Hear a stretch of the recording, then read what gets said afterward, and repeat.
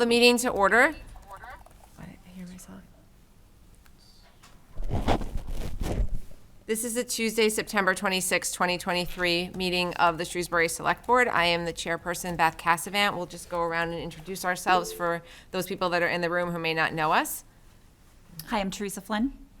Michelle Conlon. Carlos Garcia. John Samia. Town Manager Kevin Mizikar. Assistant to Town Manager Justin Dobson. Okay, thank you. The first item on our agenda tonight is to approve the bills, payrolls, and warrants. Move approval. Second. All those in favor? Aye. Opposed? Okay. Item number 2 is to approve the minutes of September 5th, 2023, which was a workshop, and September 12th, 2023, which was a meeting. Move approval. Second. All in favor? Aye. Aye. Opposed? Okay. Item number 3 is announcements and reports. I know that we have a few from board members this evening. Sure. So this past Thursday, the Shrewsbury Police Department, in partnership with our Recreation Department, hosted the first Shrewsbury Police Department Community Night. It was absolutely fantastic. I read an estimate of 2,500 people attended. I would not be surprised if it was even more than that. They had 10 food trucks. They had inflatable obstacle courses and face painting and music. They had police departments from all over Central Mass visiting with police horses, canine officers. There was a vintage police car from the State Police Museum in Grafton. A lot of really engaging, interesting activities for kids and adults and everybody alike. So the State Police did a flyover and landed their helicopter on the soccer fields. And I was there with my kids, and we were lucky enough to watch them take off, which was really cool to witness at such close range. They had safely cleared the field, but being essentially like underneath them while they lifted off was really interesting. So just thank you to the community for everybody who came out. Thank you to Shrewsbury Police Department. Thank you to our Parks Department and everybody who had a hand in that. It was an absolutely fabulous event. So Thank you. Any other? Yes, and I have one. So Select Board Member Conlon and I attended a kickoff meeting with a representative from Dementia Friendly Massachusetts to begin the process of moving our community forward and becoming a dementia-friendly town.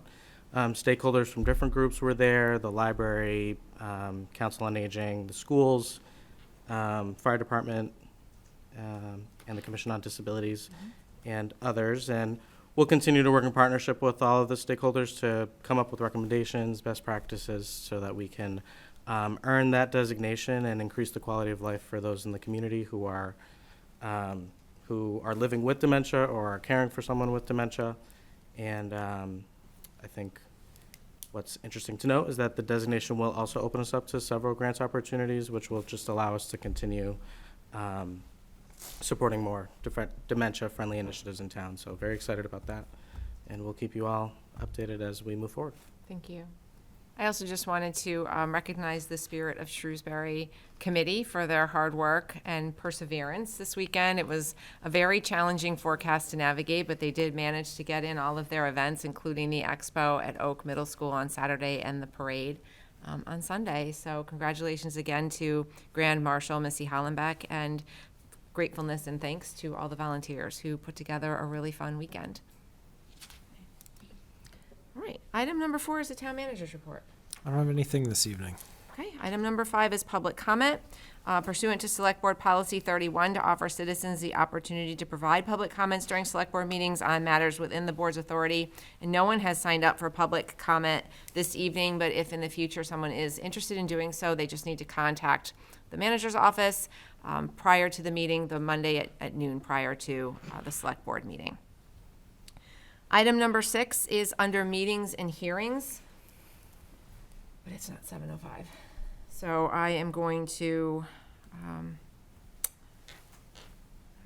there's not much more I can do. I'm going to, 5 Do seconds. correspondence? I have 5 seconds. I'll just invite you up to the table, but I think they're online, correct? Correct. Okay, so I'll read slowly. Item number 6 is a 7:05 PM public hearing regarding the application of Sri Ganesha Nama, Inc. for a pledge of license pledge of inventory, and a transfer of the Section 15 all alcohol beverages license from Sperry's Super Liquors 1 Incorporated, doing business as Sperry's Super Liquors, to Shri Ganshe Nama Inc., doing business as Sperry's Super Liquors. So I believe you're joining us remotely this evening, so hello. If you wouldn't mind introducing yourself.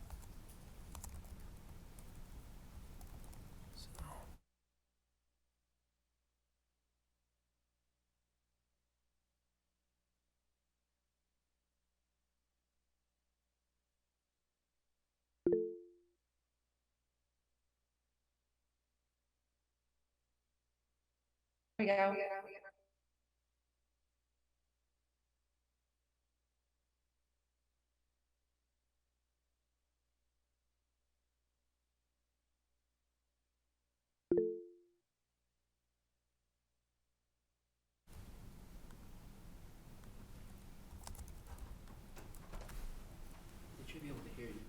It doesn't let me unmute you. Okay. Attorney Perlman, can you unmute yourself if you're able to?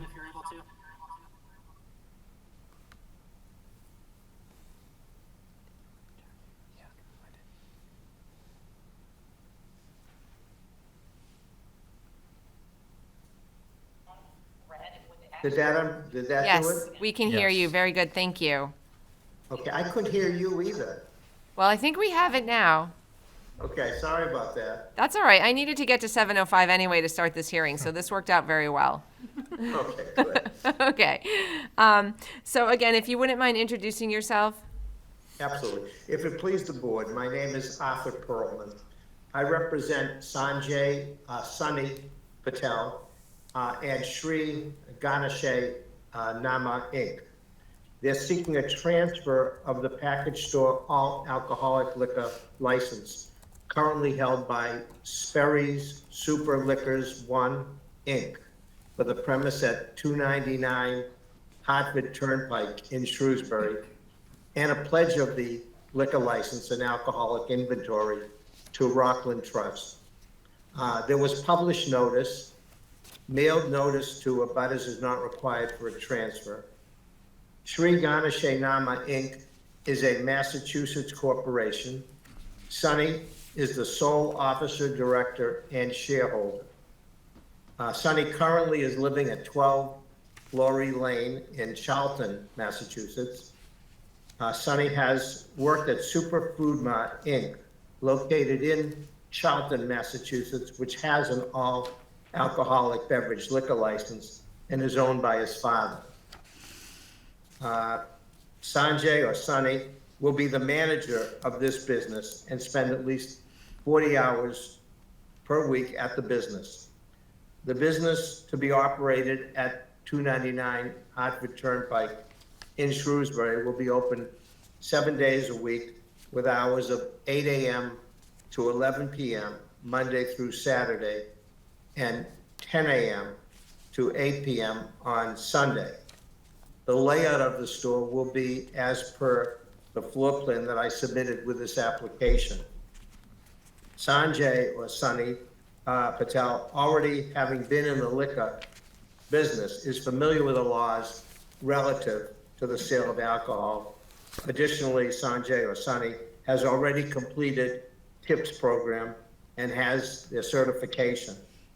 Sanjay will not only uphold the statutory law, but will also familiarize himself with any rules and or regulations that are particular to the town of Shrewsbury regarding the sale of alcoholic beverages. I respectfully request that the board approve a transfer of the all alcohol beverage license from Sperry's Super Liquors 1 Inc. to Shri Ganesha Nama Inc. and the pledge of liquor license and alcoholic inventory to Rockland Trust. Thank you. Thank you very much. So just in our materials, it notes that there are no proposed changes to the hours of operation, to the floor plan, or any aspect of the operations of the business. The applicant has provided all of the materials required by the ABCC, and the department heads have expressed no concerns with respect to this application. So this is a public hearing. Is there anyone from the public wishing to be heard? Okay, I'm not seeing anyone. Motion to close the public hearing? Second. All those in favor? Aye. Opposed? Okay, the public hearing has been closed. Board members, comments, questions? Mr. Samia? Two quick questions, although one's in the materials. Are you doing business under a DBA? So will you continue the Sperry's name? Yeah, the DBA Yes. is going to still be, let me just make sure, I haven't checked that. Yeah, the DBA is still gonna be Sperry Super Liquors. So as a technical matter, Mr. Mizikar, do we have to, DBAs have to register with the town clerk? So that's one thing, he'll just have to register the DBA with the town clerk. And then the insurance is conditioned on this, it's sort of circular that you need the approval here before the insurance policies will be issued? Correct. Okay, thank you. Right, so our motion this evening is contingent upon the liquor liability and workman's compensation. Yes. Any other Thank you. questions? Okay, what's the pleasure of the board? I will make a motion to approve the application for a pledge of license, pledge of inventory, and a transfer of the Section 15 all alcohol beverages license from Sperry's Super Liquors One, Inc., doing business as Sperry's Super Liquors, to Shri Ganesha Naman, Inc., doing business as Sperry's Super Liquors, contingent upon the provision of the required liquor liability and workers' compensation insurance policy documents. Second. All those in favor, please signify by saying aye. Aye. Opposed? Okay, you are all set. Thank you very much, appreciate it. Thank you. Okay. Good night. Item number 7 is a joint meeting with the Affordable Housing Trust, Board of Trustees, and Jennifer Goldson, AICP of JM Goldson LLC, to review the draft Affordable Housing Trust Strategic Plan. I'm going to invite you up to the table while I just give a little bit of background on this item for people that are watching at home. Just a second.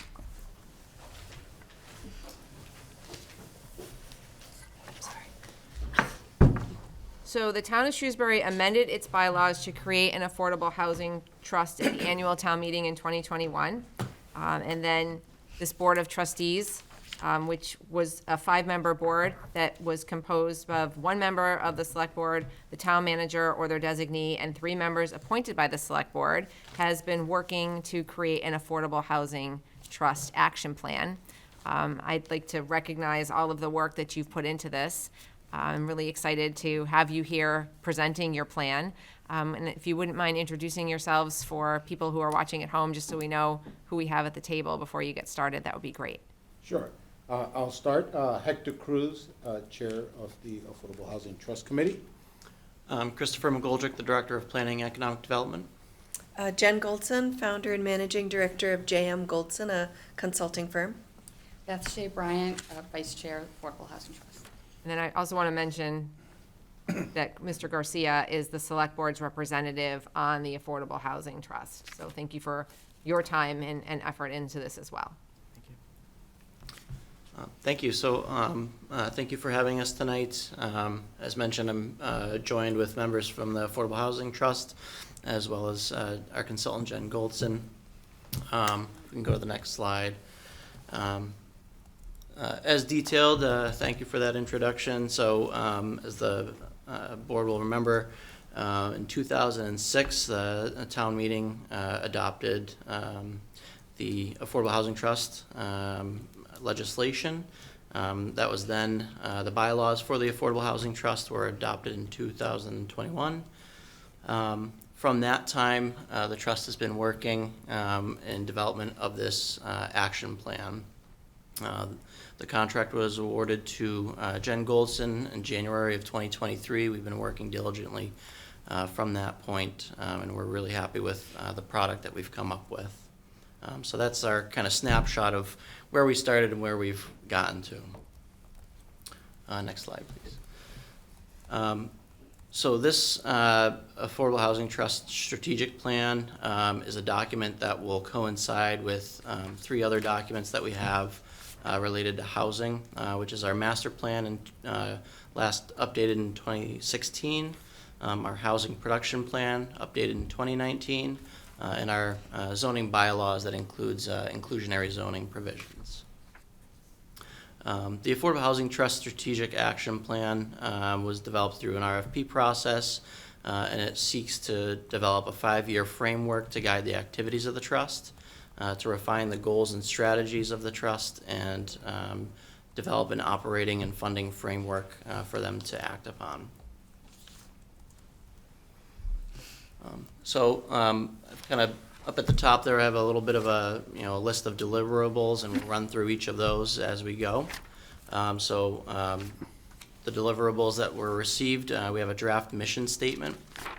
I'll kind of briefly cover that. So the mission, the Shrewsbury Affordable Housing Trust, is to increase the inclusivity of the community by these efforts detailed below, which includes supporting a mixture of types and sizes of affordable housing, incrementally seeking to reach the state's 10% goal, maximizing the reuse potential of existing housing stock, advocating for thoughtful housing development, especially in relation to open space and natural assets, promoting community understanding, and championing zoning changes to support greater diversity in housing stock.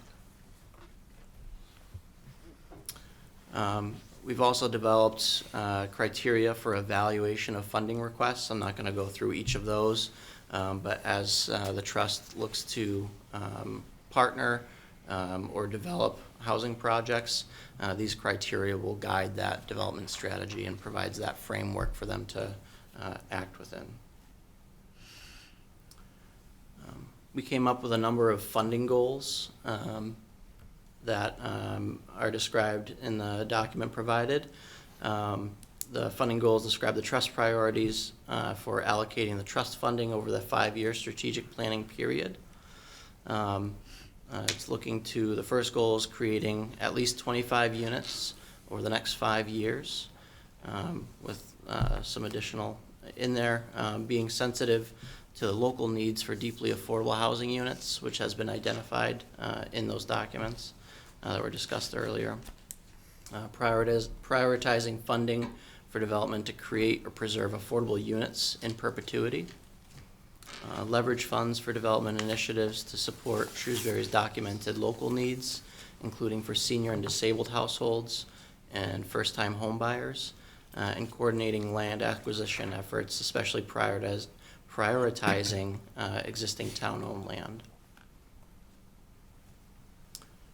We've also developed operational goals to describe how the trust will approach its work and be most effective to serve the town in the best way possible. Those operational goals include collaborating with the Community Preservation Committee, advocating for zoning changes again, encouraging public engagement with the trust through public events and press releases and the website, and supporting strong communication and collaboration between the trust, town officials, boards, committees, and residents.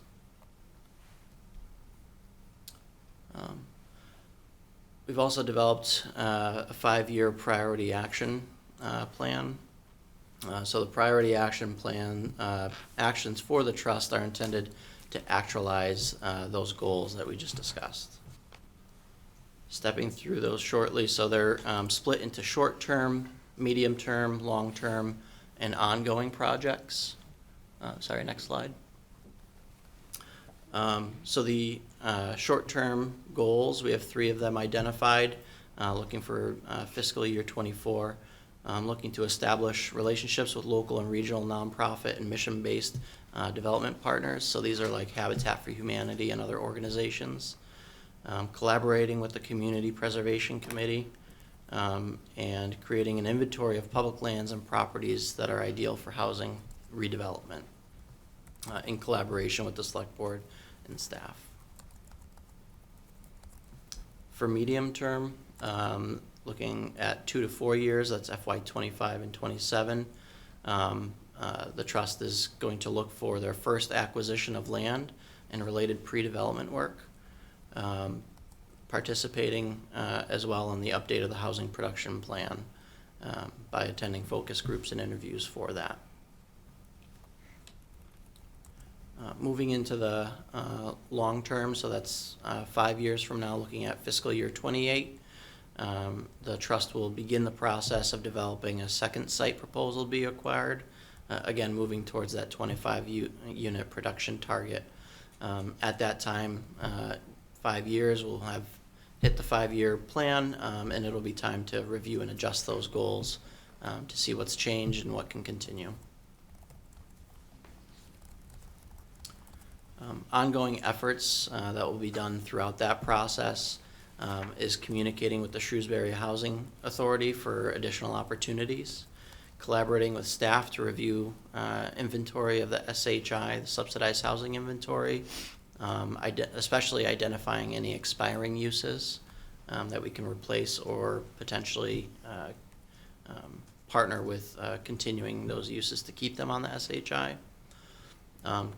Supporting developers by supporting friendly 40B projects as opportunities arise, advocating for zoning amendments again, establishing an annual local housing roundtable meeting, which will allow for better communication and the trust to be a convener of those local and regional housing interests, and then identify and secure new funding sources to support the trust.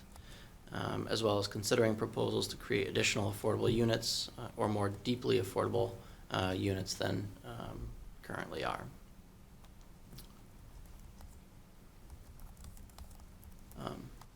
So I know that's a lot to take in. That has been synthesized into probably the meat and potatoes of it, a 1-year action plan which identifies 5 action item priority actions to be taken throughout fiscal year '24 and into fiscal year '25 as well. So those are the 5 priority actions, and then the 1 requirement for the trust bylaw, which is the update to the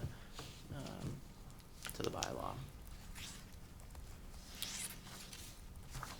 In addition to that, we've been provided with a budget which splits into sources of revenue, which you can see are clearly delineated. We've looked at the possibility of a CPA appropriation. As you'll see, the trust does not have a lot of active funding sources, so we do see the CPA appropriation as a critical piece to continuing that work and providing a variety of funding sources to the trust. Obviously, that's contingent upon CPA approval and town meeting approval, but that's something that we'll be looking to seek to re-engage that discussion. We also have the revenues that are outlined. There's potential to have some admin support through the trust, as well as looking at those property acquisitions and work related to that. So this is a conceptual budget, subject to change, but it gives an idea of how we'd be looking at kind of displaying the trust funds, providing that transparency, as well as kind of the incomes and expenditures that we would be looking at from the trust.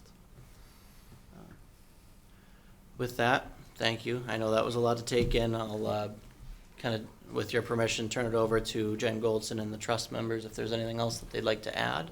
And then I'm happy to hear any discussion or questions from the board. Thank you. Yeah, I mean, I would just say it's been really a pleasure to work with the trust. They're very, very active, and we had several great conversations. Every meeting that we had, we facilitated a conversation that would lead us to come up with this document, and each meeting was very thoughtful. So I just would like to commend the town for creating such a thoughtful trust, and I know that they're just getting going, but I think that this plan will really help them move forward. And the way I view this kind of planning work, it might change over time. There are certain unknowns around other funding sources, as well as different lands that could be either acquired or transferred to the trust. We don't know exactly what purchase prices would be needed or if any land were to be transferred, that would certainly also change the budget, where there would be less funds needed. So there are moving pieces in here, so I just want you to view the budget for what it is. We used the best knowledge that we had at the moment, but this will be, it's essentially a living budget where the trust would update that as more information is available. So we do have some placeholders in there for revenue sources, that if the trust were to see other revenue sources, those numbers could then be plugged in. And also, as part of the action plan, the next 12 months, to look ahead, we have a schedule of actions just to keep us focused on what to do in the coming months.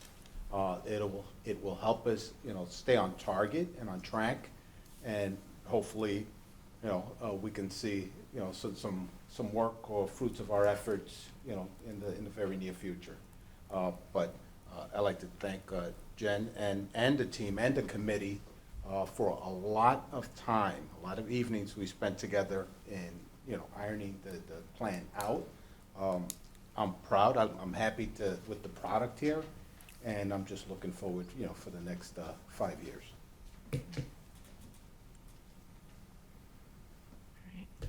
Questions and comments from board members? Mr. Samia? Thank you. Chris, thanks for your presentation. Quick question. You're going to talk later about MBTA multifamily zoning. Can't that help us with this and drive the strategy of that as well to accelerate what we're looking to do here? Yeah, so I think they're definitely very tied.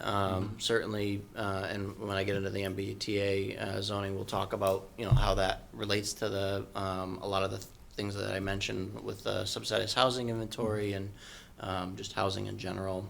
So I think they're very much tied.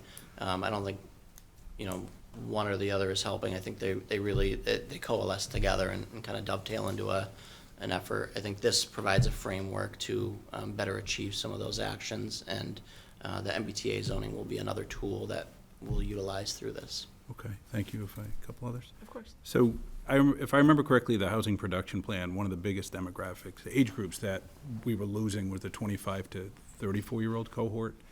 And I think given housing prices, they haven't gone down. They've accelerated, the rates are higher. The lifeblood of our community, those young families, that's going to be a challenge for us to make sure to draw those young families back as we continue to grow. An area that we're looking at, obviously, we've had tax title property that the town's taken. We need to look at that in light of the Supreme Court decision, what restrictions we have on that in terms of use and whether or not, so we got to work through all of that. But we are looking as a board, looking at the property that the town has and looking at tax title and what those can be used for. So it is a good time for all of this, particularly with your subsequent presentation and the strategic plan that we have to fit it all together, understanding that affordability is a true challenge, and we're mindful of that, but coming up with a strategy in line with the trust, figuring what we can do in bite-sized chunks, but also we can strive to go bold, right? Particularly in light of if we adopt 40R, for example. So I think there's a lot to talk about with the trust, the board, the community, and see where we go. And things are going to move quick, and these 5 years will go really fast. So we have a lot of good opportunities here to move this forward, and we're looking forward to taking advantage of that and working together. So thanks. That's what I got. Okay. Anyone else? Oh, go ahead. I just wanted to take the opportunity to thank my colleagues on the trust and Ms. Goldson for your work on the strategic plan here. Really excited for us to implement that across the next 5 years and beyond as we refine it and solicit more feedback and continue working with stakeholders. I was raised in a low-income family myself, so I understand firsthand how critical it is that we need affordable housing options in this town and across the Commonwealth, really. And just really excited to see how this plan helps impact and improve the lives of people in this community who either are living here now or want to move here in the future. It'll help families send their kids to school. It'll help young people find their first home after moving out. Help seniors, for example, to continue to live in the community that they've grown to love. So just thank you, and looking forward to more feedback from the community as we move forward. So I would also like to say thank you for the work that you've done on this. This is such important work. Housing prices just continue to skyrocket, and it's scary for young people to think about, where will they live when they leave their parents' homes. And, I hear so many young, people in their 20s and even 30s saying, I don't know when I'll ever be able to buy my first house, and, being able to afford to move out into apartments and things. So this is important work. I was curious, you mentioned deeply affordable units. How does that compare to like what we see with 40B housing, where it's 80% of the average? How does that, what do you mean by deeply affordable units? Yeah, so providing more deeply affordable units typically looks at those thresholds under the 80% AMI, looking at whether it's the thresholds are typically 30% and 50% AMI as well. What we've identified is that there is a need for those lower thresholds of income, particularly in the housing production plan. It identifies that higher income earners are actually in units that would have been affordable for people in those thresholds. And so with that, they end up getting priced out of the community just because of lack of availability of those units at that threshold. So providing that deeper affordability in more numbers is needed. So Thank you. I will echo. Thank you for the work. I feel like on one hand, it's an ambitious plan, and on the other hand, some people might look at this and say, "Wow, 25 units doesn't really move the needle." But I love how you really are looking at this as a start and really leveraging these initiatives to really look at whether or not there's additional opportunity. I think it is important to continue this collaboration with the CPC. We know that percentage has to be allocated to you, but to make sure, to your point about having sort of this dependable funding source, given how low your funding sources are, I think will be really important. I did have one question. It was just more curiosity. You had mentioned support of Friendly 40B. Consider supporting developers seeking to develop Friendly 40B, and I just wanted to know what you meant by that. yeah, so I think part of the impetus of that is by partnering for 40Bs and providing projects that have greater local control of the 40B process, it creates that partnership that you can generate projects that have that more local control. You can use that in tandem with safe harbor provisions to essentially protect against unfriendly 40Bs that really inhibit local control of projects. So it's a way of creating that partnership and essentially being able to better pick and choose which 40B projects that you go with. Mm-hmm. And I'd like to touch on the CPC funds. That's one, we spent a lot of time discussing that as a committee. And that is going to be an important piece for the success of the plan. We will need to apply for those funds annually in order to be ready for when an opportunity presents itself. We don't want to, go after it or go after an application and not have the funds. So that's one thing that we have to count on, and the expectation would be to seek those funds annually.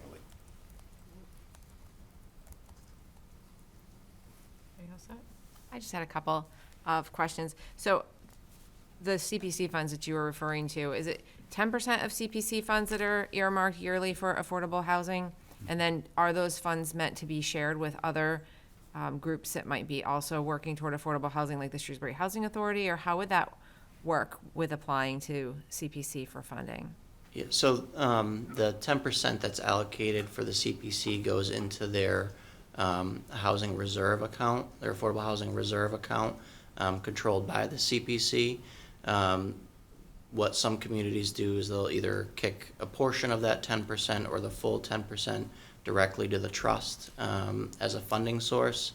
In this case, we have not established that yet, so it's still CPC funding. It doesn't preclude the trust from applying to the CPC for individual projects. But, one of the, challenges with that is in terms of being flexible and being more timely than, you only have town meeting, twice a year that you can then allocate those funds. So by establishing funding source to the trust, they're able to use those funds in a more timely manner if an opportunity arose. So without the CPC funds, where will the trust get funding from? We have a number of other sources currently. The primary source, I would say, is the inclusionary fees, the fee in lieu through our inclusionary housing bylaw. Those are fairly sparsely used, and frankly, the planning board has been moving to not utilize that fee in lieu.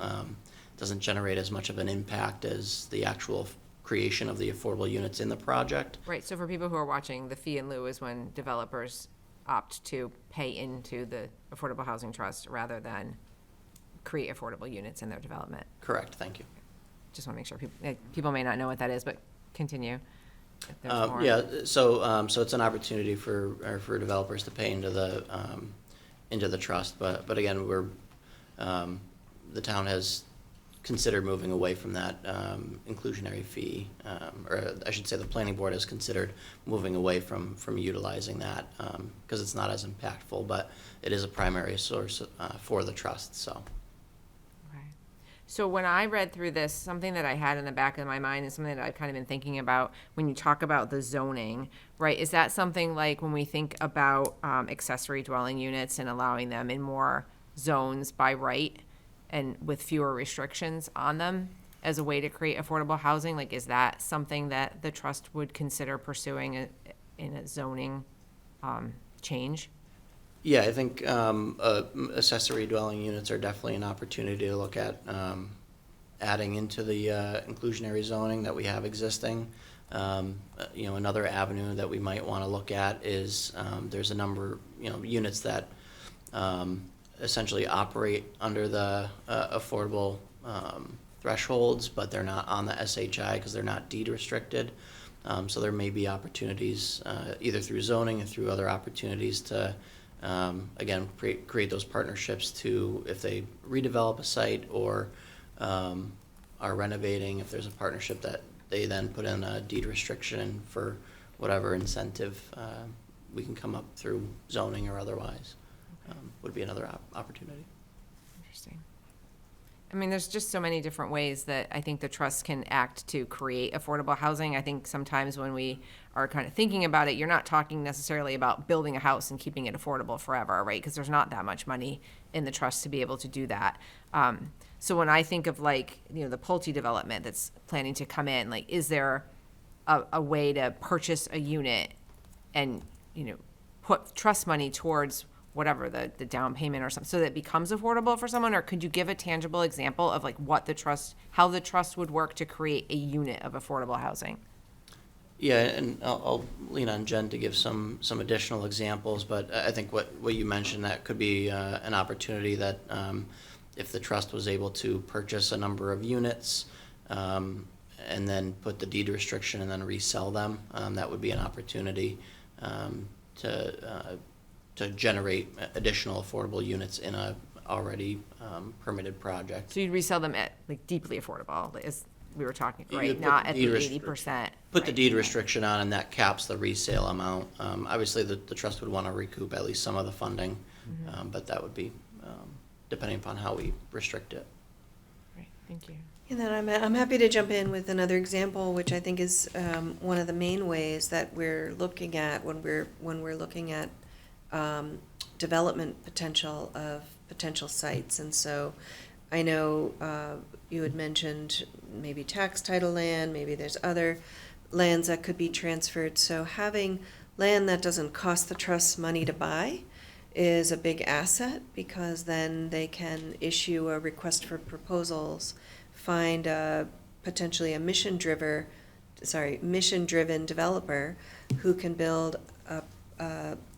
homes that are 100% affordable units, 100% of the units. So maybe they build 25 units on one site if it's large enough and can hold that. that are all affordable, perhaps at varying income levels, so that you can really capture the needs of households that are families or younger people, as well as meeting needs of people downsizing. You could do all sorts of things. When you own the land, it's not like you're, it's just a different opportunity to have local control when you own the land than it is to subsidize a private development and get additional units, which is what we were talking about with the potential of something like a Pulte development. So that would be one of the bigger methods that we would envision as part of this action plan, helping to produce those 25 units, is really having some land and then working to find a mission-driven developer through a, Chapter 30B process that would meet all procurement laws for land disposition, and I'm happy to talk more about how that would work, but the bottom line would be to create physical units on developable land. Thank you. Welcome. Any other questions? Right. Thanks very much for the presentation. I appreciate you coming in this evening as well. Look forward to seeing what you come up with in the next 5 years. I guess, Mr. McGoldrick, you can just stay at the table. You're still in the hot seat. Thank you so much. So item number 8 is a meeting with Christopher McGoldrick, Director of Planning and Economic Development, regarding an update on MBTA communities and multifamily zoning. So this is like a all about housing night tonight, which is It is. great. Nice connection. So thank you for letting me take up a lot of your time tonight. I'll be brief on this one as well. So thank you, members of the board. We prepared a memorandum for your review, which is included in your packets tonight. Ultimately, we're requesting some of the feedback on the preliminary strategies and recommendations that we outlined, as well as your continued support and guidance in drafting our compliant zoning regulations for targeted for May town meeting.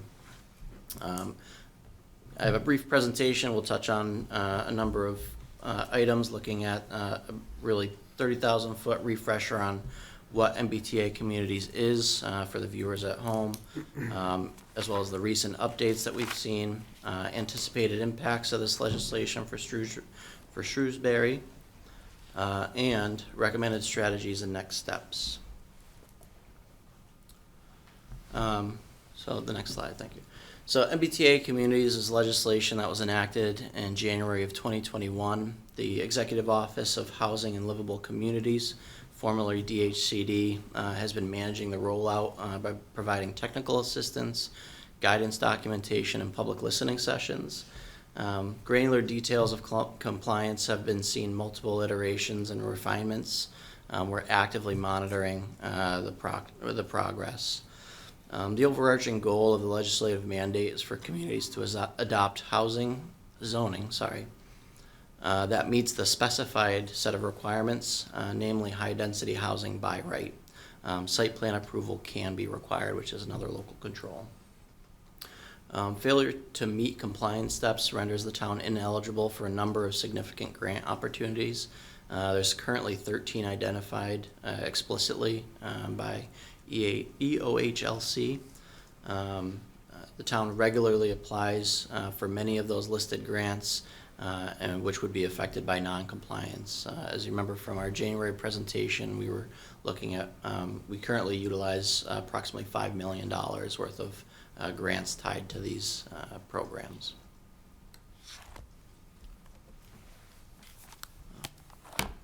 So in determining the reasonable size requirement, which is one of those specified, the zoning district must accommodate a minimum multifamily unit capacity, which is established by EOHLC. Sorry, it's a new acronym. Worse, I'm it doesn't still roll learning. off the tongue at all. Their mathematical formula. In Shrewsbury's case, 10% of their 2020 housing units. The town can adjust the density allowance or amount of acres zoned to accommodate this capacity requirement. It's important to note that the formula does not consider existing development. Therefore, the town would not be penalized for zoning where density currently exists. That said, the community must adopt the zoning only, and there's no requirements to actually provide the infrastructure or otherwise facilitate unit construction. That's done typically through the regular development process. So our department sees this as an opportunity to review how we regulate and guide development density as a community and provide what's called middle housing. There's a need to continue to provide a variety of housing options to fit the diverse needs of our population with measured growth and careful consideration. The way that, we talked about demographics earlier, the way that, a recent graduate lives is not the same as someone who wants to live in a retirement community or someone who wants to live in a suburb community. All of these residents exist in town, and we need to continue to provide that variety of housing stock for them. Development pressure, as we all know, has been strong in Shrewsbury and Massachusetts in general. And there's little sign that this will ease in the future. So it's important that we ensure that we are regulating that density and growth appropriately. So this really is, I think, an opportunity to review that. We see this conversation as a major focus of our planning efforts for compliance with the MBTA communities legislation.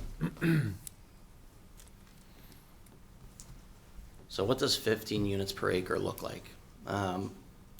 So we do have already in town a number of multifamily apartment and mixed-use development zones.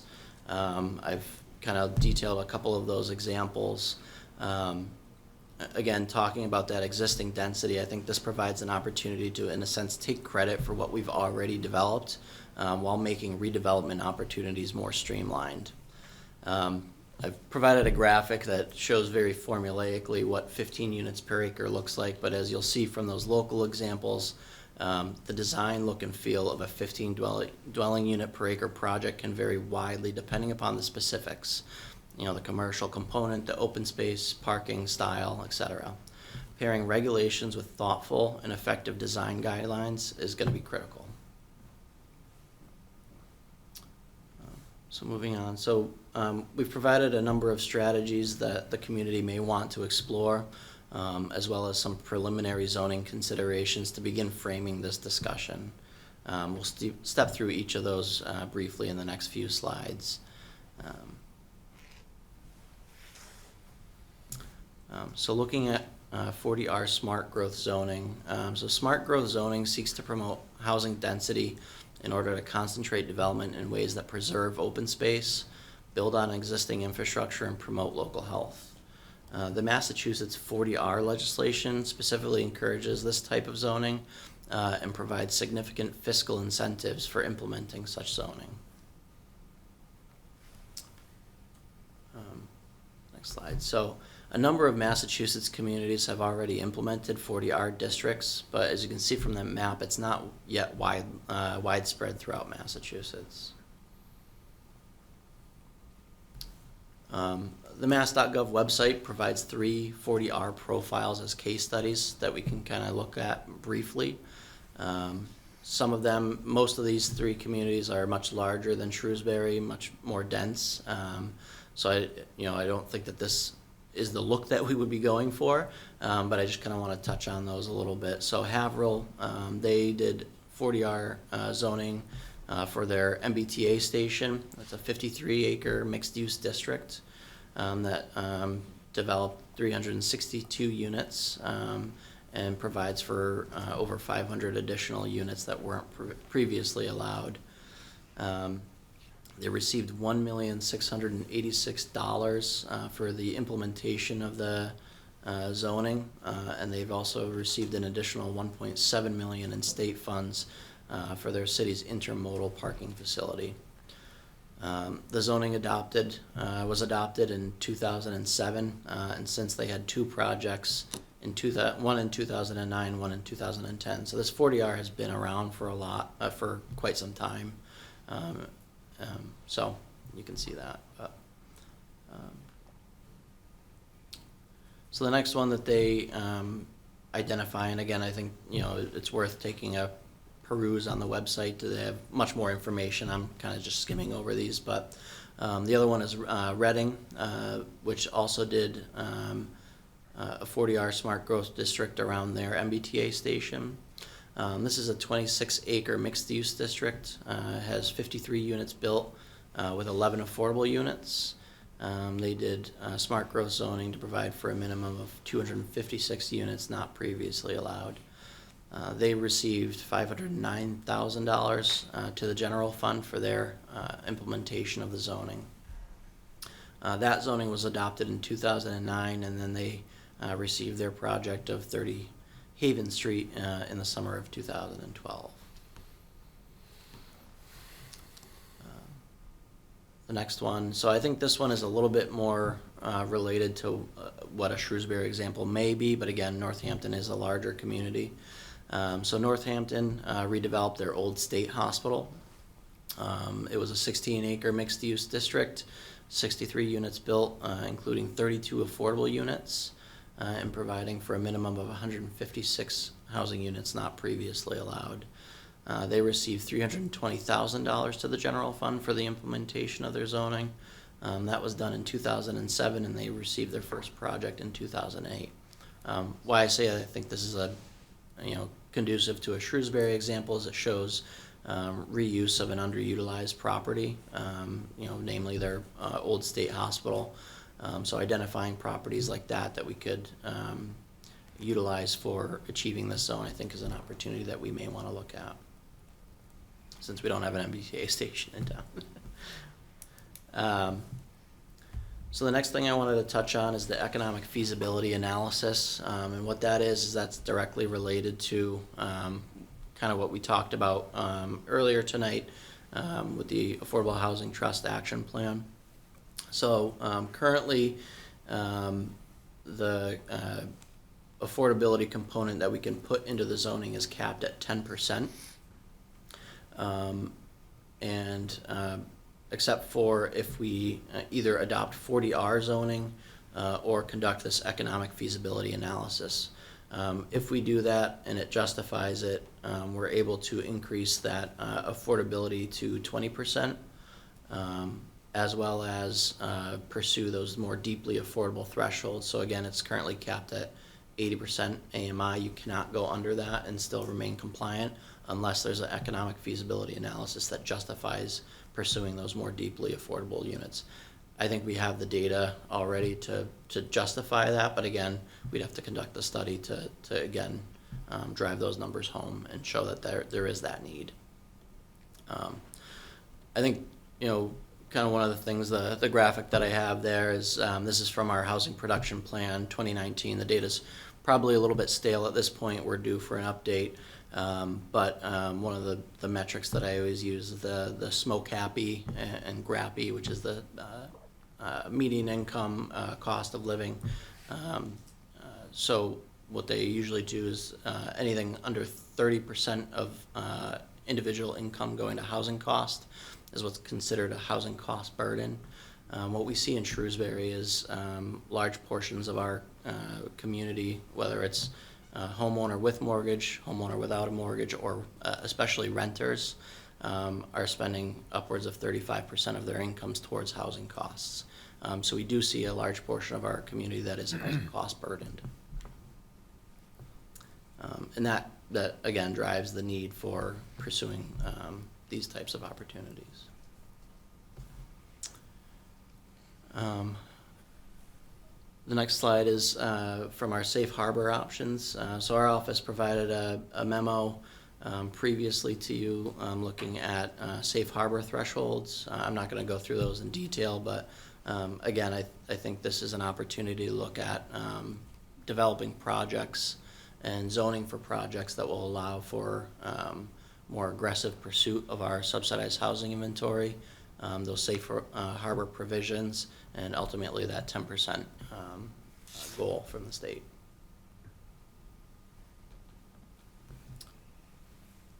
Finally, recommended zoning considerations. As we look at this, ultimately we're going to have to ask the question of where do we want to put this zoning, where do we want to put this type of development. Again, there are existing developments that have higher densities in town. We have the multifamily districts and apartment districts that we may want to look at. as well as I think there's opportunities to, although we don't have an MBTA station, looking at other multimodal opportunities, whether it's the WRTA, bicycle infrastructure. We have Route 9, Route 20, and how that traffic flows through town and how we can connect to those multimodal opportunities. Water and sewer is also going to be something that infrastructure, again, we don't necessarily need to provide that, but when we look at where we place this, we do want it to be somewhat feasible to achieve those goals that we've been talking about. So finding that infrastructure and placing this in a zone that's allowable for that infrastructure is going to be important. And we also want to minimize impacts to our base commercial industrial zones. So you can, now with some of the revisions, you can include commercial components in this, but you still have to provide 100% housing by right. And so what we want to be conscious of is that we don't essentially zone what would be limited commercial or industrial space to be rezoned as residential, and then lose what's valuable commercial or industrial space in town. So anticipated timeline, we're looking at beginning our public outreach and listening sessions very shortly throughout fall and winter, and we're going to continue that outreach and continue that discussion all the way up till town meeting. We are looking to have draft zoning developed for March of 2024 to go to the planning board. We'll submit that to the select board as well for your review. Seeking to put zoning forth for the May town meeting. From that, we have fall town meeting if it's needed for any amendments and related to compliance. So we do have to pass the zoning, and then we get the sign off of whether or not it's compliant. I think we're going to be able to, but we do want to hold that fall town meeting in case there's any adjustments that we need to do. And then throughout that, then our deadline, the drop dead date is December of 2024, that we do have to have that zoning in place. Otherwise, we'd be non-compliant. So again, we're going to continue to have that public outreach and engagement throughout this process.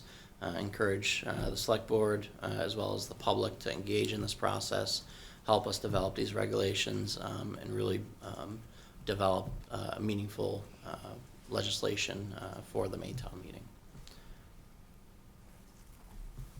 With that, I appreciate your time. I'm happy to discuss further or answer any questions related to this. Great.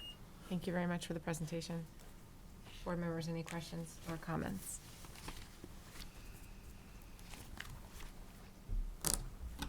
That's a question. Okay. Chair, if I might. Thank you, Chris, for this update.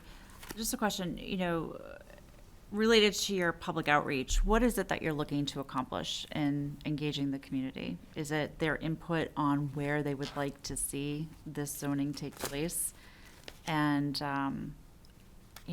versus the feedback on thoughts on why people don't want this type of housing? And I think that something we haven't really talked about is, there are a handful of communities in the Commonwealth that are really pushing back on this, and I think that we recognize that it could be very detrimental, or it would be very detrimental to our town if we were not to comply with this, given the amount of funding that we're getting. But I do think we need to formulate our point of view, and I think that the public comments will help with that. But I think you've answered my question. You're really looking at getting feedback on what parts or what areas of town people think that they would prefer or like to see or think would be more conducive to this type of zoning? Yeah, I think that's going to be the major question is going to be where do we implement this zoning? I think that's an important question. I think it goes deeper, and we're going to be looking for public feedback on much more than just that.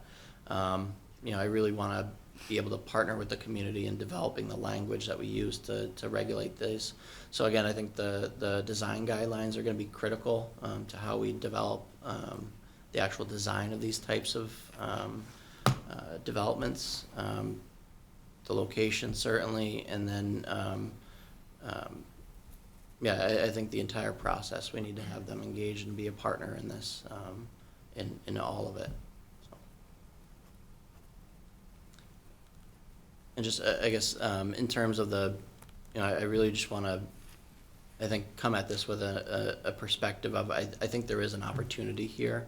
I think when we look at location, again, just looking at where is this existing density, where is the existing infrastructure, and as we have that conversation, I think what we'll find is that we already have a lot of this development in town, and so is there an opportunity to use this legislation, use this zoning as a way to either, create better redevelopment opportunities that are more streamlined, because it is, currently a lot of our multifamily or apartment districts require significant review with the planning board, so there may be opportunities to zone existing apartments, existing higher density housing, that by right would allow them to just go through a more streamlined process of site plan review. It's still is some local control, but it's more limited, similar to 40B. So. And do you have, I'm sorry, may I ask go a ahead. question? Follow-up.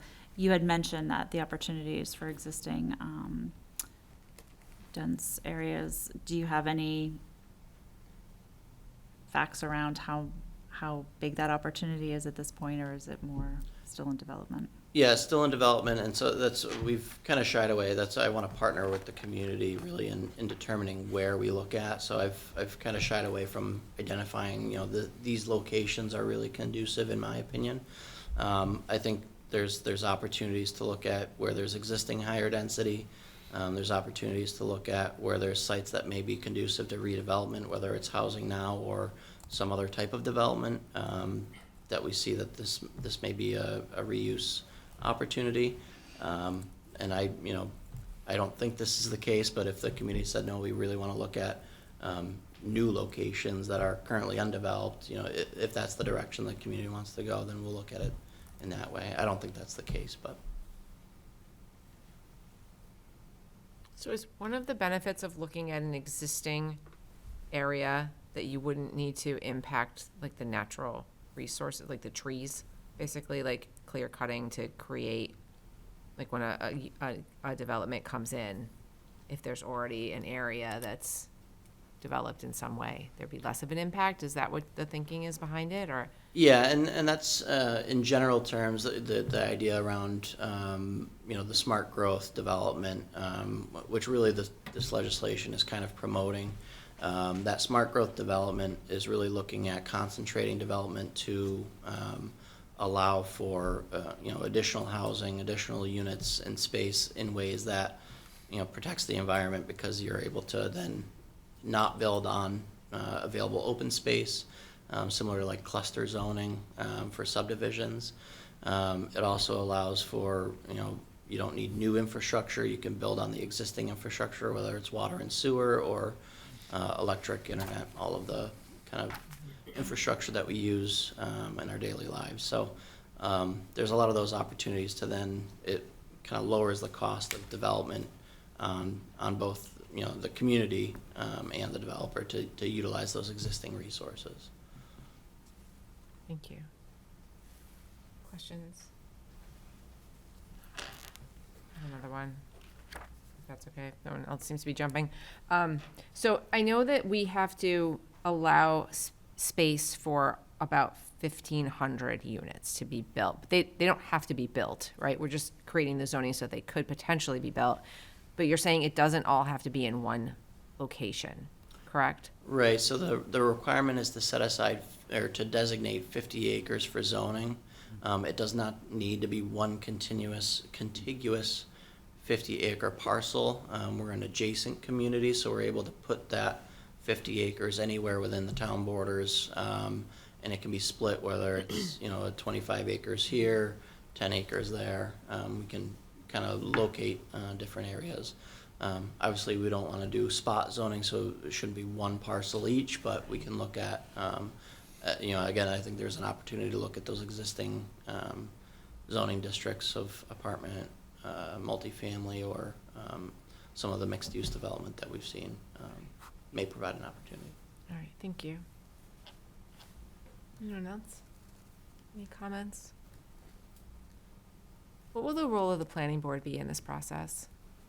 We'll certainly keep them involved in the public outreach process. Ultimately, they will receive the draft zoning to be referred to the select board. So we'll run that through the planning board first, and then send that, they'll refer that after they've refined it to the select board for their consideration and placement on the town warrant for the annual town meeting. Thank you. I have a question. Go ahead. On the slide where you have recommended zoning considerations, it really is just, it's just the southern half of town, so it's really Route 9 and south of Route 9. Is that all that is currently being considered, or would we look at the entire town, as potential sites for this? Yeah, I think we should look at the entire town as potential sites. That graphic, I did put a couple red circles there, but I don't think those sites are necessarily to be considered. But I did want to identify those. Those are some of those zoning districts that we may want to look at that are opportunities, as well as the Route 9 and Route 20 that we may want to look at as an opportunity to co-locate with existing transportation infrastructure. Ultimately, we can place it anywhere in town that we find is conducive to this type of zoning. But I think those are opportunities, so I just wanted to highlight those, and it's not necessarily just on the southern portion. That was just all I could fit on the slide. All right. I have more questions. So as far as, zoning goes with, there's residential A, residential B, rural A, rural B, where can you currently build multifamilies? Like either multifamily homes or apartments? What is currently allowed under zoning laws? So multifamily is allowed in the multifamily zoning district and the apartment zoning districts. So when we talk multifamily, that's usually 3 units and up. Duplexes, so 2 units is a little bit separate. So there are some provisions for that in the other residential districts. It varies, and it's kind of depending upon if it's a new structure or if you're utilizing an existing structure that won't have any exterior development. So a conversion of a single family to 2-family. Currently those districts are where it's typically looked at, as well as any of the mixed-use development that we. So is it like the residential A, B? Like, is it where? Are there specific areas that it is allowed versus not? Yeah, so the specific areas would be the multifamily and the apartment districts, as well as there's some provisions, I think, in the commercial districts, but multifamily would not be allowed in the Res A or rural districts. Okay, sorry, thank you. Yep. You made sense. I wasn't connecting the pieces, so thank you. All right. Guess we're all set. Thank you. I know we'll be hearing more from you Yeah. as we go along in the process. Great. Thank you. Thanks, Chris. All right. Item number 9 is a meeting with Taylor Galusha, Assistant to the Town Manager Communications Coordinator, regarding an update on communication initiatives and a presentation on the Shrewsbury Resident Academy. Welcome. I don't like sitting over here. Maybe have you introduce yourself? Yeah, my name's Taylor Galusha. I'm the Assistant to Town Manager Communications Coordinator. And I am just following up on my last presentation, which was, I think, in May. So just to kind of keep the community and board up to date on all the things that have been going on in town. So I'm just going to go through some general updates on things we discussed back in May, some highlights that have occurred in the last few months, and upcoming things on the horizon. That'll be time for questions. Go 2 ahead, Justin. So first update is related to all the different Stay Connected Shrewsbury materials. We've gotten a lot of great feedback from the community on all 3 of these tools, which include the quarterly newsletter, a monthly brochure, and then the weekly website updates to a specific page that contains info on meetings, community events, ongoing outreach and events like that. We've been working hard to kind of keep up with all these tools, aka folding the pamphlets to get them out in a timely fashion for the coming month, and just keeping the website as up to date as possible. One thing I like about the webpage is that it does tell people the last time it was updated right at the top, so they know they're getting the most up to date information when they do come to our town website. And also all three of these outlets give people the chance to engage as much as they want to, but they'll always have that touch point with the quarterly newsletter to keep people in the loop. So if they want to be up to date monthly or weekly or daily, it's all there for them. Next is related to the digital newsletter that goes out the day after select board meetings to be able to include the update from you all from the desk of the select board. We're almost at 500 subscribers just on that email list, which it was at like 240 from town meeting members, and then to jump up that much in the last 5-6 months is incredible. And I keep getting requests for people to join this, and again, it contains the from the desk of the select board, information on different surveys going on, the current month's like brochure of what's going on in Shrewsbury and things like that. Continue to enhance that, and I included the QR code for people at home or watching this later if they want to subscribe to it, but that's also on the webpage too. Next big update that we added was an Instagram account. And with this account, I try to share more general town information and less real-time updates to kind of just have a fun content location for residents to share photos from the farmers market, community events, and be able to just info share between the other town departments that have Instagrams like recreation, the library, police. It's super fun for me, and I'm hoping we can continue to increase our following on there through social media campaign work that I'll talk about a little bit later on to continue to boost our numbers. Moving into highlights, so we have kind of finalized the Shrewsbury Way Resident Academy, which will begin in November, and it'll be a 7-class program on Wednesdays starting at 6:30, and each class will be approximately an hour and a half long with a break in the middle, and people could expect a mix of activities, tours, and roundtable discussions with staff or area experts on these different topic areas that start basic with the first class of being an overview of our local government, our style of local government and how local government works, finance and administration, the budgeting process, emergency services, and kind of just all the different touch points within our town. We want to make these classes as engaging as possible and as valuable as possible for the participants, so they feel like it was time well spent during their weeks to be able to get more involved and learn more about the town and how we work. I'll be making the registration available on the town's homepage tomorrow, and through the digital newsletter.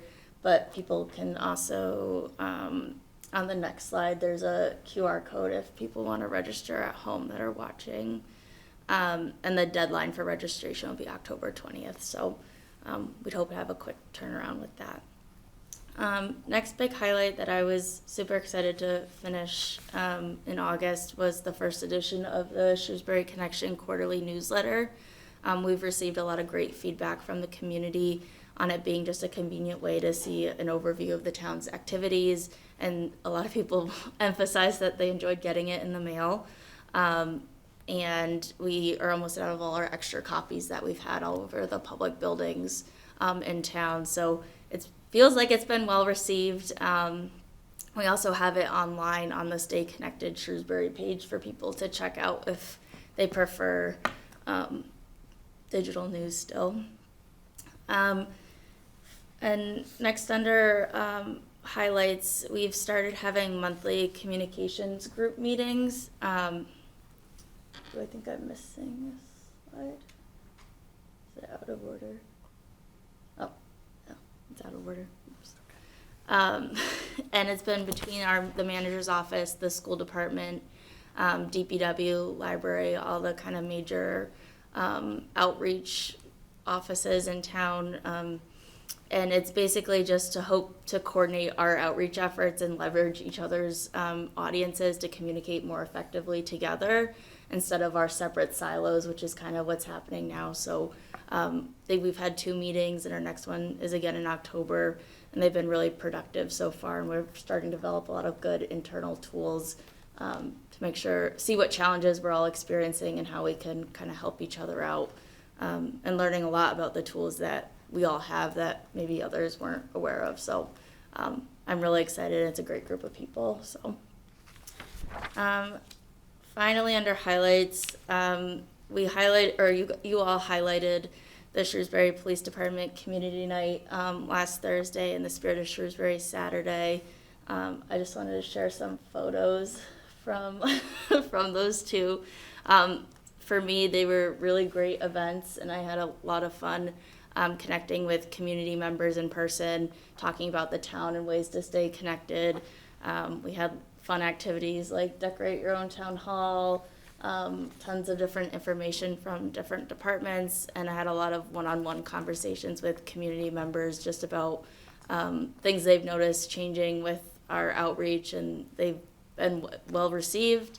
And I like knowing that we've made that direct impact by having those conversations, and kind of puts a person or a face behind all the flyers and information being shared. So I'm excited to keep doing more of these events as we keep, now that we have the ARPA funding, which thank you guys. For things on the horizon, the next quarterly newsletter will be coming out in November. Things that residents and community members can expect from this is content related to summer projects and accomplishments by the town and staff, upcoming events for the fall and winter seasons, and more information on volunteer opportunities and ways to continue to be involved in the town.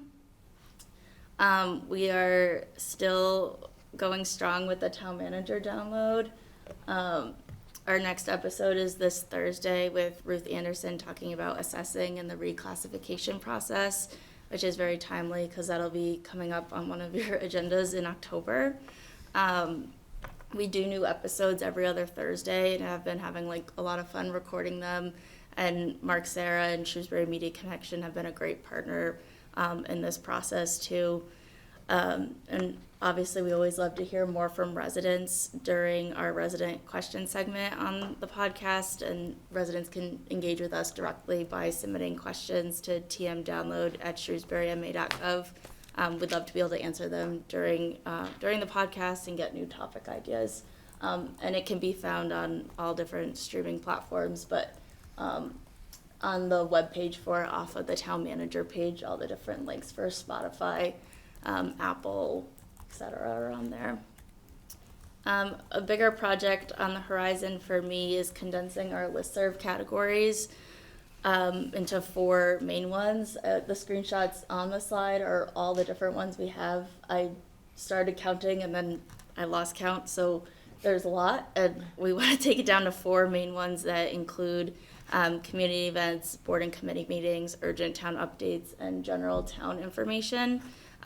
This will help prevent duplicate emails to residents, also make sure residents aren't missing any important information. I want to just add that residents won't have a lapse in information in this process. It'll all be done through the back end. And I just keep encouraging residents to sign up for these updates even before we get it down to 4. And if people want to opt out of these emails, there's always that option too. But I'm excited to just, again, this is another way to make our communications more effective and efficient for the community. And finally, a little bit farther down the line for me is just developing more social media campaigns by working one-on-one with departments to get their most important information out in a timely manner. But the goal would be to increase communications overall with departments that the community might not hear a lot from already. A lot of our departments do a great job of getting information out, but we always want to be better and always be more proactive, and working one-on-one with everyone. I think it'll be a great way to connect the community with departments that they just might not hear from as much. very early stages, but I continue to look forward to leveraging these tools to just make our communications better for the community. So that's all I have. If anyone has any That's questions. quite a bit. Yeah. Yes. Any questions or comments from board members? Just say thank you, Taylor, for all your work. Thank you. I have some questions. Yeah. Thank you, Taylor. Always excited to hear your updates, and big fan of the podcast. Listen to that as I'm driving to work, so that's good entertainment. And really like seeing all of the social media stuff. I share it all the time just to help get it out there. But I think it's great stuff. Appreciated. And I am really excited about the Shrewsbury Way Academy and seeing that kick off. I was curious, how many seats are available? We're hoping to fill 15 to 20. We don't want to do more than that, just because once you kind of get over that 20-person threshold, I feel like it starts to lose its personal touch and becomes less engaging. And I don't know, we've all been to school. Yes, You yeah. kind of sink back in your chair, but we want to make sure everyone feels involved and, like I said, as impactful as possible. That's great. And so how often are you planning, are we thinking of doing that? Is it twice a year or? We haven't discussed it explicitly, but I think the idea, based on the research we've done with other communities, is doing it twice a year. Probably not able to do more than that at this time, but I think twice is a fair amount that is reasonable for us to pull off. Yeah, I think that's great. Thank you. And then I just one more. Can I? Sorry. I was curious if you received any feedback on the newsletter, the quarterly newsletter on Yeah. information folks would like to see. I've connected with some businesses in town and other departments, actually, or specifically the school department, on partnering with them on promoting community events, different programs that the school has. I know they're working on promoting their community partnership events for their innovative, I don't know what the Pathways? yeah. Yeah. To be able to build those partnerships with businesses in town. People generally liked the content of the newsletter. I didn't really hear anything on that end. They just were mostly just appreciative for the information all being in one place. So Awesome. Well, thank you so much for your work. thanks, Carlos. Go ahead. Thank you so much for all of the work you've done. The change over the last few years has been exponential, and it's fantastic to see all of these different ways that you can get all of this information, and just putting all of this out to the public in digestible, easy formats. At the beginning of the meeting, Select Board Member Garcia mentioned a meeting that we had attended this morning at the Senior Center on making Shrewsbury a dementia-friendly community. And the state has some guidelines on ways that we can do that, and a big part of it is having printed material, having information accessible in a variety of means and ways to access that material. And it was really reassuring going through and looking at that list, seeing some of the changes that you have made regarding our communication as a town in a really positive way, in that aspect. So I appreciate all the work you've done. It's been great. The social media stuff is so easy to share and kind of put that information out there, and it's fun to see it come up in reels and stuff. Once in a while you see a video of the community night on Thursday was really wonderful. And so thank you, and keep up the good work.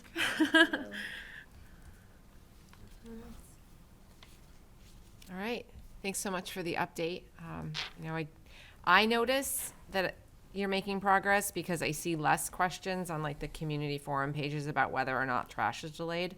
So that's usually my barometer. So whenever I do see that somebody asks, so I always will link to the app, because I still think that's really underutilized, that we do have a Shrewsbury app with a lot of really great information, very accessible, what week is it for your collection? Is it paper? Is it mixed recyclables? But then also where can you buy trash bags and bulk waste stickers? So I still try to push that app out to The people. two ends of Yeah. that, we did just update the app as well, so instead of it being just DPW service requests that the app links to, it actually links to our whole OpenGov portal, which now has over 12 departments on it for online requests from the town, which that was exciting. And then the solid waste program manager and I, Gosha Stolarska, we updated the trash and recycling page just to make it a little bit more intuitive and more accessible to find information as quick as possible. So those have been two big updates that I hope are helping everybody else. That's great. Thank you so much. Thank you. Okay, we're going to move on to new business now, and item number 10 is to review and act to recommend tax increment financing agreement with Physique Instruments, also known as PI. I'm going to turn it over to you because I know there's a development on this where we aren't going to need to review and act this evening. Yeah, so we were notified earlier today that at this time, PI hasn't come to terms on a lease agreement within the town of Shrewsbury. So they haven't been able to secure property that they were previously looking at. They continue to express interest in wanting to locate in Shrewsbury, and we're obviously very interested in finding a home for them. But the property that they were targeting isn't going to come to fruition, at least in time for this cycle with our special town meeting. So we're going to put this on hold. Once a better opportunity comes to light for them within Shrewsbury, we will re-engage with them and see if a TIF is something that they're interested in at that point. All right, thank you. So that brings us to item number 11, which is to review and act to sign the warrant for the October 16th, 2023 special town meeting. Move on to that. So I will just walk the board through the 9 warrant articles that remain. We have a couple slides that we'll throw up for that. And so we are still at 9 warrant articles. It obviously does not include a article for a tax increment financing agreement. And board members will also remember that we had previously introduced the concept of looking at undergrounding utilities, but we need to work a little bit closer with the planning department, and there's some provisions within the general laws that require a study that I'll be working with Mr. McGoldrick on prior to presenting that to town meeting. So, of course, it's October 16th, 2023 at 7 p.m. at the Oak Middle School. There's some upcoming important dates that we want to talk about with folks that you can engage and learn more, especially town meeting members. After the warrant is considered and signed this evening, there will be a hearing of the Finance Committee. It'll be a public hearing where individuals are able to speak and comment and ask questions about warrant articles during the Finance Committee's deliberations. That's on October 5th at 7 p.m. That is in the Council on Aging large meeting room on the Town Hall campus, but not in this room where they would traditionally meet because there's another meeting already scheduled.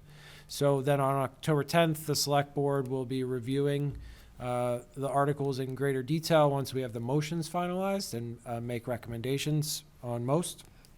And then, of course, the meeting's at 7 o'clock at Oak Middle on the 16th.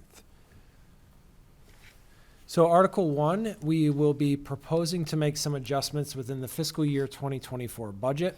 And we don't have all the details quite worked out yet. We are seeking funding in a couple general areas. Just like we did last year at this time, we'll be seeking to bolster the amount of funds that's in the reserve fund, which is controlled by the Finance Committee. We continue to experience uncertainty and inflationary pressures throughout the town. And generally, as the budget has grown larger over the years, we've relied more and more on the reserve fund.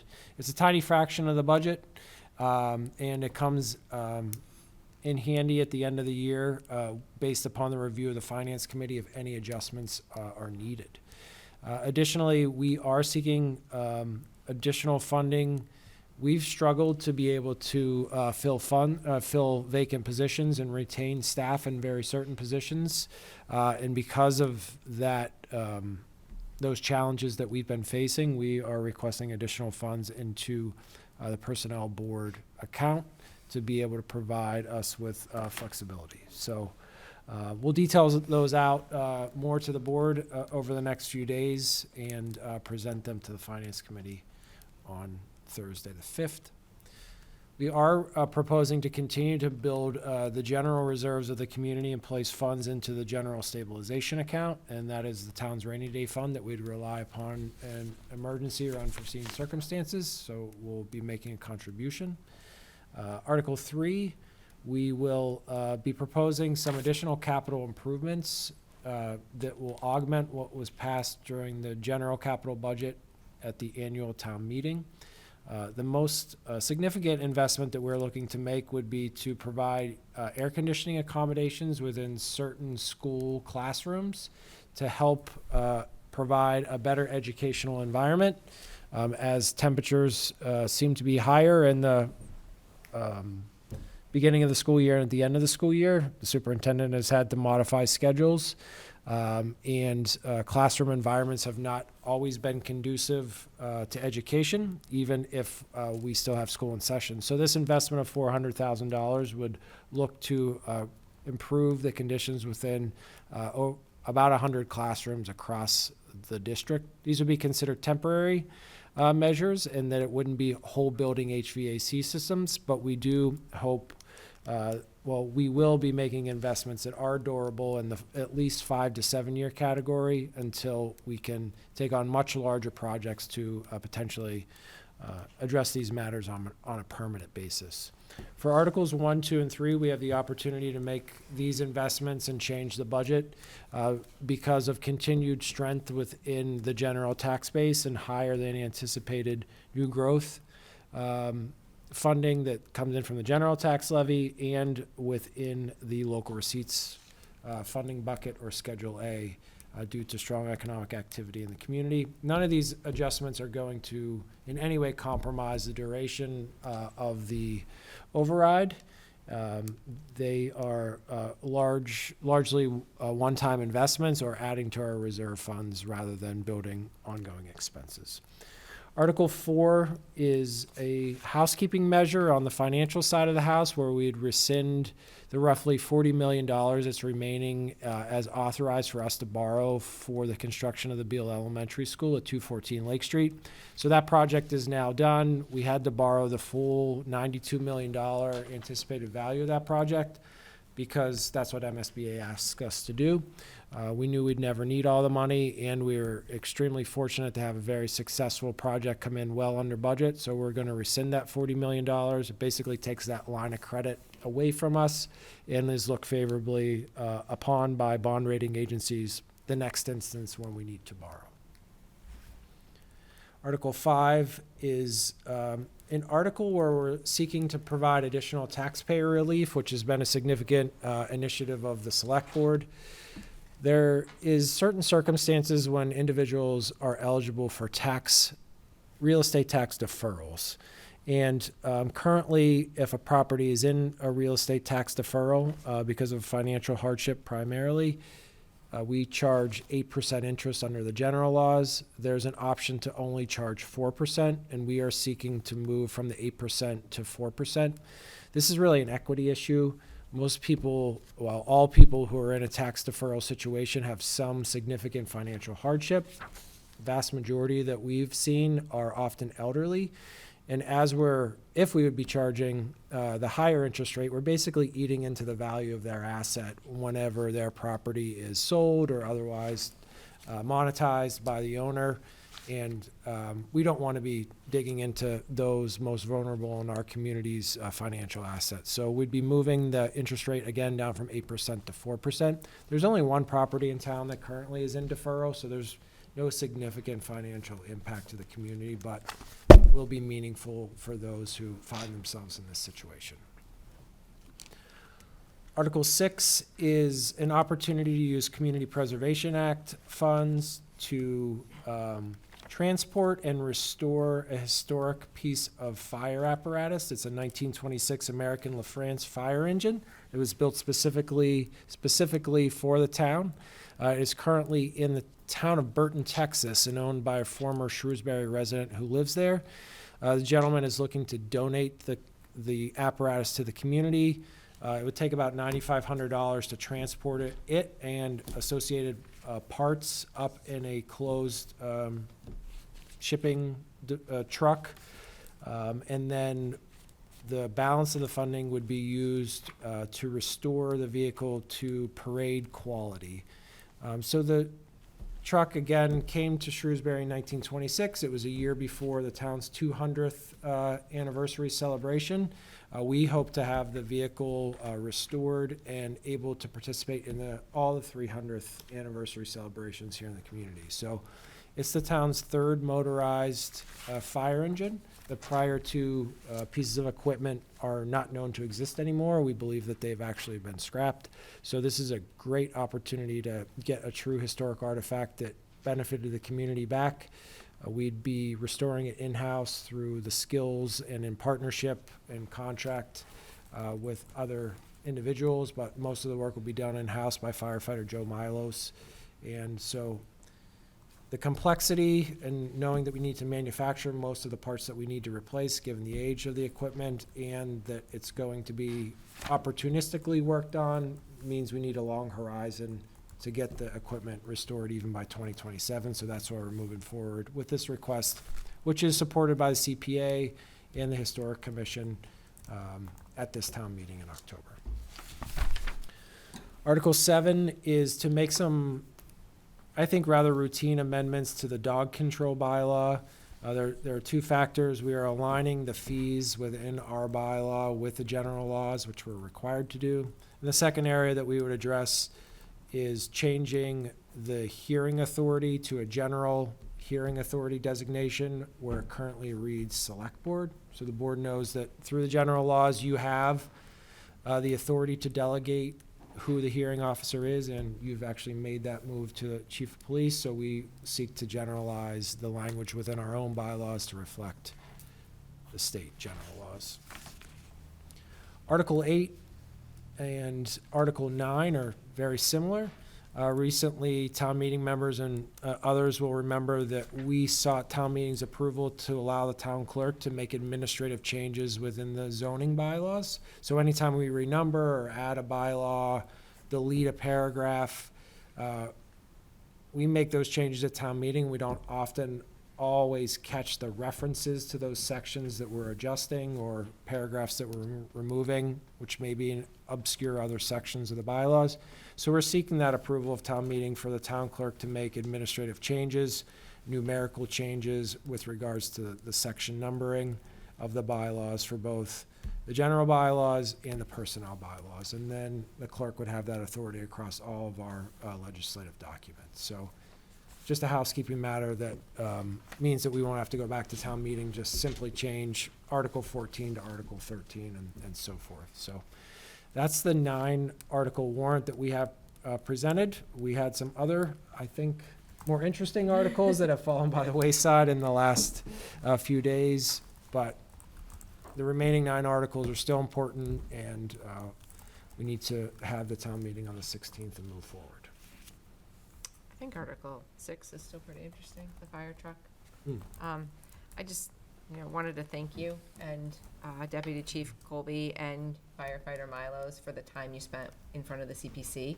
I know it took 2 meetings, and I think it was probably 2.5 hours really to work through this process and get ready in time. So grateful to the CPC for calling an additional meeting to work on this within the timeline, and also for you guys for putting together the presentation and getting it through. So hopefully town meeting will have the information that they need to make a decision on this. Any other questions or comments on the warrant before we vote? Just a quick comment. Nothing substantive, just when we send the materials out to town meeting members, be worthwhile in the memo on Articles 8 and 9, just explaining we just did this exactly the way you said it, and this is what town meeting did a few years ago, and we're just replicating it. Sure, we'll do. It's a perfect explanation. Anybody else? I just wanted to note where it's not, I don't have any questions or comments on the warrant itself, but I had a conversation with the town manager today, and it's something we've had ongoing conversations since our last town meeting in May, but making large print copies of the warrant available to any town meeting members or members of the public that may be interested in a larger print format. So there'll be some information going out in the packets on how people can access those if they need them. All right. So we have to vote to sign the warrant. I will make a motion to sign the warrant for the October 16th, 2023 special town meeting as outlined by the town manager. Second. All in favor? Aye. Opposed? All right, so voted. Item number 12 is to review and act to amend the Shrewsbury traffic rules and orders to designate Shrewsbury High School on Cypress Avenue as a school zone, and this comes to us as road commissioners. Now that the address has changed, and it's become an accepted street, we want to make sure that we have a designated school zone there. So just looking for a motion to make that happen. I'll make a motion to amend. Do you want me to read the official Sure. motion? Amend the addenda, miscellaneous rules and regulations of the Shrewsbury traffic rules and orders to include Shrewsbury High School on Cypress Avenue under school zone pavement marking and traffic sign permit. Second. All those in favor? Aye. Opposed? The next item is to review and act on the 12th annual Turkey Trot for the Memory Road Race on Thursday, November 23rd, 2023, at 8 a.m., beginning in the vicinity of the First Congregational Church 5-mile race, and on the town common for the 2-mile, and ending at the intersection of Loring Avenue and Prospect Street. And this would be contingent upon a certificate of liability insurance naming the town as additional insured. So moved. Second. All those in favor? Aye. Aye. Opposed? Okay, item number 14 is to review and act on the reappointment of John D. Peralt, 21 Hunter Circle, to the Westboro Treatment Plant Board for a 3-year term to expire on September 30th, 2026. So moved. Second. All in favor? Aye. Opposed? Okay, that brings us to correspondence. Item number 15 is an email dated September 20th, 2023 from Julie Boris, 6 Catalina Drive, regarding important data regarding the pandemic response. So noted. Item 16 is an email dated September 20th, 2023 from State Representative Hannah Kane. And this is in regard to 7 Boston Turnpike. And that, for people who are following along, was the former Buca de Beppo business that was then Vinnie T's, and before that was something else. He said Mario's. Go ahead. McWhale's. Show Said your. McWhale's. Yeah, okay. Keep going back. Yeah, showing my experience, not my youth. So I have to commend State Representative Kane for keeping on this property, which we would love to see returned to a viable use. She did get a response from the Jan companies, now it's actually Renaissance Development Corp., that says that they are interested in returning 7 Boston Turnpike to productive use. And that it also says that in the fourth quarter of 2021, CBRE New England Retail Suburban Retail Team signed an exclusive brokerage agreement. And they say they have a proven success in completing commercial retail and office lease transactions in Shrewsbury, and said that they have seen interest in the property. So we shall see if something comes of it. But again, there is work being done and advocacy being done to return that property to a useful business.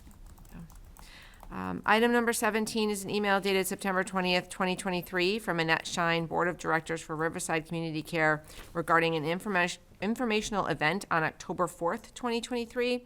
And I was in contact with Ms. Shine, and she did inform me that this event is being postponed until the spring.